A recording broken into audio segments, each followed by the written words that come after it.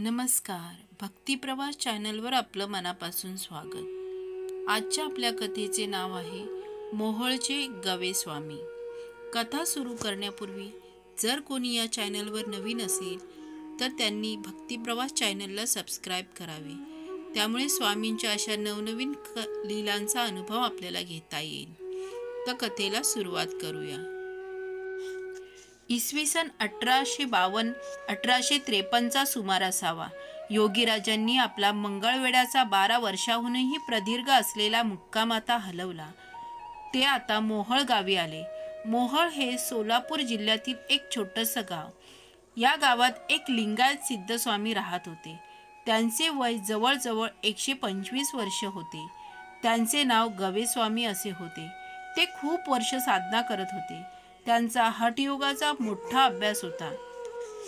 ध्यान करताना त्यांचे शरीर जमिनीपासून 2-3 फूट वर तरंगत असे. त्यांनी योग मार्गाने संपूर्ण शरीरावर ताबा मिळवला होता.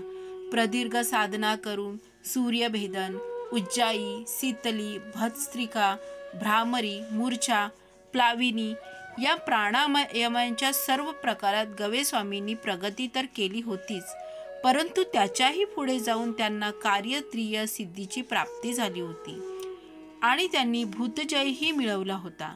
अष्टांग योगाचा जबरदस्त अभ्यास आणि स्वाध्याय यामुळे ते जवळजवळ उन्मयी अवस्थेत विहार करत असत. गवेस्वामींच्या निव्वळ दर्शनानेही लोकांची संकट दूर होत असत. गवेस्वामींच्या त्यांच्या गावातील निवास आणि अस्तित्वाने समस्त मोहोळवासी धन्य झाले होते. परंतु गवेस्वामींच्या मनात अजूनही आपणास सद्गुरू प्राप्ती का होत नाही याचं वैफल्य होतच. वेळ आली होती. मंगळवेढ्याहून निघालेले योगीराज मोहोळला पोचले. गावाच्या पूर्व दिशेस वाहणाऱ्या एका ओढ्याजवळील एका गुहेत योगीराजांनी ठाण मांडलं.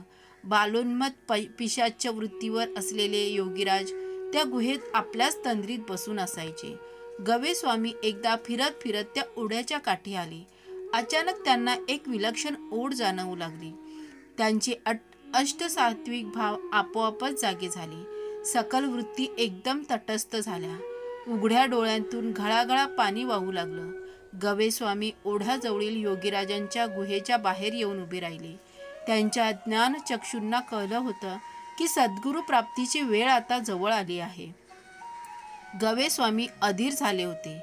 भाव उंचबळून आल्याने त्यांनी तेथेच भजनास सुरुवात केली. आसपास चरणारी गाई गुरंही त्यांच्या अवतीभोवती जमा झाली. ही वार्ता गावात पसरताच हा हा म्हणता हजारो लोकांचा मेळावा तिथे जमा झाला. गवेस्वामींच्या मुखातून दत्तात्रेया तव शरणम, दत्तनाथा तव शरणम, त्रिगुणात्मका त्रिगुणातीता त्रिभुवनपालका तव शरणम असे बोल आर्ततेने उठू लागले. जमलेल्या सर्व जनसमुदायांनाही त्यांच्या पाठोपाठ म्हणण्यास सुरुवात केली. भजनांच्या रंगात सगळेजण तन्मय होऊन डोलू लागले. पक्षीही मधुर ध्वनी करून आनंद विभोर होऊन नाचत होते. गाई गुरं प्रेमाने हंबरत होती.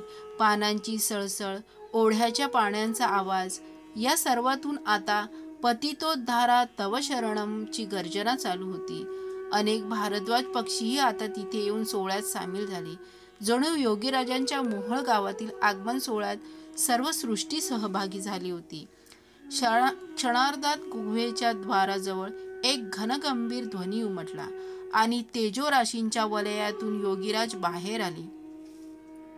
योगीराजांनी आपली प्रेमळ नजर त्या नादब्रह्माच्या वर्षावात भिजून चिंब झालेल्या सर्वांगावर फिरवली आणि उजवा हात आशीर्वादासाठी उचलला. गवेस्वामींनी धावत जाऊन योगीराजांचे पाय धरले.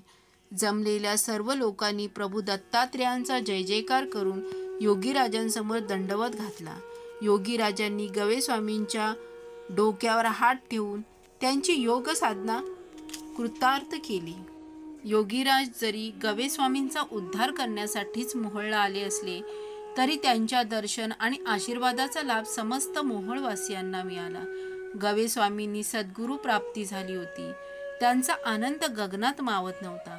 125 वर्ष केलेल्या तपश्चर्येचं आणि योग साधनेचं फळ त्यांना आज मिळालं होतं.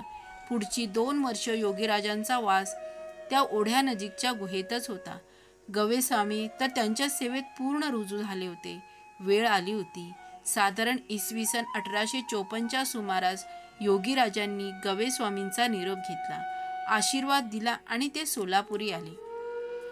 सोलापुरातील एका दत्त मंदिरात योगीराज स्वानंदमत्त होऊन बसून राहिले. हातातील गोटी समोरील ओवरीच्या भिंतीवर मारून परत झेलण्याचा त्यांचा खेळ चालला होता. याच सोलापुरात सरकार दरबारी नोकरी करणारे चिंतोपंत टोळ नावाचे एक सज्जन गृहस्थ तेथे आले. जिज्ञासू वृत्तीचे चिंतोपंत एके दिवशी दत्त मंदिरात देवदर्शनासाठी आले असता ओवरीत बसलेल्या आणि आपल्याच तंद्रीत असणाऱ्या योगीराजांना त्यांनी पाहिले. योगीराजांना पाहून चिंतोपंतांच्या मनात विचार आला, ही व्यक्ती सिद्ध असेल की ढोंगी असेल. तत्क्षणी योगीराज चिंतोपंतांना उद्देशून म्हणाले, अरे आम्ही सिद्ध असू नाही तर असिद्ध असू, तुला काय का त्याचं. आता चिंतोपंत चकित झाले आणि त्यांच्या मनी आलं, हे साधू पुरुष तर मनकवडे दिसत आहेत. तेवढ्यात योगीराज कडाडले, आम्ही मनकवडे असू नाही तर आणखी काही, तुझ्या बापाचे काय गेले. स्तंभित झालेले चिंतोपंत आता तर योगीराजांकडे पाहतच राहिले. योगीराजांनी त्यांच्यावर दृष्टी खिळवली. चिंतोपंतांचं मन अंत आमूलाग्र बदलू लागलं. या योगी पुरुषास आपण पाणी भोजन याचं काहीच विचारलं नाही हे त्यांना जाणवलं. विचारावं का असं त्यांच्या मनात येताच योगीराज स्वतःच उतरले. चिंतोपंत चला, आम्ही तुमच्या घरी येतो. योगीराज उठले आणि तडक चिंतोपंताच्या मागे चालू लागले. योगीराज आणि चिंतोपंतांच्या घरी राहू लागले. चिंतोपंत हे मामलेदार म्हणून नोकरी करत. योगीराजांनी त्यांना वेळोवेळी अध्यात्मांचे धडे दिले. एके दिवशी योगीराज भोजनास बसले असता चिंतोपंतांच्या मनी विचार आला, हे तर कुणाच्याही घरी जात गोद न पाहताच जेवतात, तेव्हा यांच्या पंक्तीस आपण बसावं हे उचित आहे का. चिंतोपंतांच्या मनी विचार येण्याचा अवकाश. योगीराज ताटावरून उठले आणि म्हणाले, टोळ्या, आम्हाला तुझ्या घरचा विटाळ होतो, आम्ही चाललो. चिंतोपंतांना मनोमन सर्व समजलं. त्यांनी योगीराजांचे पाय धरले आणि क्षमा मागितली. योगीराजांच्या नित्य सहवासात दिवसेंदिवस चिंतोपंतांची योगीराजांवर भक्ती आणि प्रीती वाढतच चालली. सोलापुरात दाजीबा नावाचे एक सद्गृहस्थ होते. तेही योगीराजांच्या दर्शनास टोळांच्या घरी कधी कधी येत असत. सोलापुरातील प्रसिद्ध सिद्धेश्वर मंदिरासमोर सिद्धेश्वर याच नावाचे एक सुंदर सरोवर होतं आणि त्या काळात सोलापुरातील सर्वांचं जीवन या सरोवरावरील पाण्यावर अवलंबून होतं. जेव्हा योगीराज सोलापुरात राहू लागले त्यावेळी एकदा उन्हाळ्यात हे सिद्धेश्वर सरोवर आटून कोरडं ठणठणीत पडलं. लोकांना 2-2, 3-3 मैलावरून पाणी आणावं लागत असे. दाजीबांनी योगीराजांना विनंती केली, लोकांचे अतोनात हाल होत आहेत, तेव्हा काहीतरी कृपा करा. योगीराज बालोन्मत्त पिशाच्य वृत्तीत होते. ते दाजीबांना म्हणाले, चलो कृपा करके आते हैं. योगीराज आणि दाजीबा सरोवरापाशी आले. विचित्र लीला करणाऱ्या योगीराजांनी सरोवरात लघुशंका केली आणि म्हणाले, चला हो गया काम. दाजीबांना काहीच बोध झाला नाही. त्या रात्रीपासून 3 दिवस ऐन उन्हाळ्यात सोलापूरला धो धो पाऊस पडला आणि सिद्धेश्वराचं सरोवर पाण्याने पूर्ण भरून गेलं. पंचमहाभूतांची सारी शक्ती तन्मंत्रांच्या रूपाने योगीराजांच्या पिंडदेहात वाटेल ते कार्य करण्यास समर्थ होती. याचा सोलापूरवासियांनी अनुभव घेतला. दाजीबांनी लोकांसाठी योगीराजांना विनंती केली आणि योगीराजांनी तात्काळ कृपा केली काय? सर्वच अघटित. दाजीबांच्या आश्चर्याला तर परावरच उरला नव्हता. याच सुमारास सोलापुरात मुकुंद नावाचा एक उत्तर भारतीय ब्राह्मण योगीराजांचा अनन्य भक्त बनला होता. तो नेहमी योगीराजांच्या मागे लकडा लावत असे, मला या संसाराच्या पाशातून सोडवा, मुक्त करा. योगीराजांना मुकुंदाच्या पूर्वजन्मातील आध्यात्मिक प्रगतीची माहिती होतीच. एक दिवस त्यांनी मुकुंदास बोलावून त्याच्या डोक्यावर हात ठेवला आणि म्हणाले, आजपासून तुला माझ्या आज्ञेचा आजन्म मौनव्रत स्वीकारायचं आहे. तुझा पूर्वजन्मातील अभ्यास पुढे चालू कर. माझ्या आशीर्वादाने सिद्धीपदी बैस. मी येथून अक्कलकोटात जाणार आहे. याच सिद्धेश्वराच्या समीप मौनी बाबा होऊन तुला माझंच कार्य पुढे करायचं आहे. मुकुंदाच्या आनंदाला पारावरच उरला नाही. योगीराज कृपेने आत्मनंदात मग्न होऊन तो सोलापुरातच राहिला. आता योगीराजांची प्रसिद्धी सोलापुरात इतकी वाढली की लोकांचे लोंढेच्या लोंढे रोज त्यांच्या दर्शनास लोटू लागले. लोकांची उपाधी वाढू लागली. चिंतोपंत टोळांची बदली आता अक्कलकोटात झाली होती. चिंतोपंतांनी योगीराजास आपणास हवे अक्कलकोटास येण्याची अनेक वार विनंती केली. आपणाबरोबर नेण्याचे खूप प्रयत्न केले होते, परंतु ते सर्व निष्फळ झाले. यावेळी मात्र टोळांनी परत विनंती करताच योगीराज लगेच तयार झाले. चिंतोपंतांना अतिशय आनंद झाला. लगेचच योगीराजांना त्यांनी एका घोड्यावर बसवलं आणि स्वतःही ते दुसऱ्या घोड्यावर बसले. बरोबर सेवक होता, तो त्यांच्यासह पायी चालत येणार होता. अक्कलकोटाच्या मार्गावर तिघेही पुढे जाऊ लागले.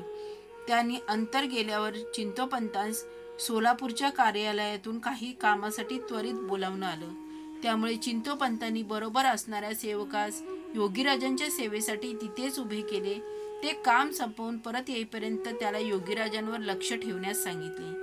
सोलापुरातून परत जाऊन बराच वेळ झाला तरी चिंतोपंत आले नाहीत. योगीराज आता चुळबुळ करू लागले. घोड्यावरून उतरून रानाकडे चालू लागले. बरोबरच्या सेवकाने त्यांना रोखण्याचा प्रयत्न करताच ते त्याच्यावर कडाडले, हम किसी के ताबेदार नहीं है, आणि डोळा लावायच्या आत तेथून गायब झाले. सेवकास घाम फुटला. आता चिंतोपंत कारभाऱ्यांना काय तोंड दाखवावं. वेळ आली. मोहोळग्रामी वयोवृद्ध गवे स्वामींची योग साधना कृतार्थ केली. मुकुंदास आत्मानंदी बसुनी स्वारी अक्कलकोटी निघाली. श्री स्वामी समर्थ.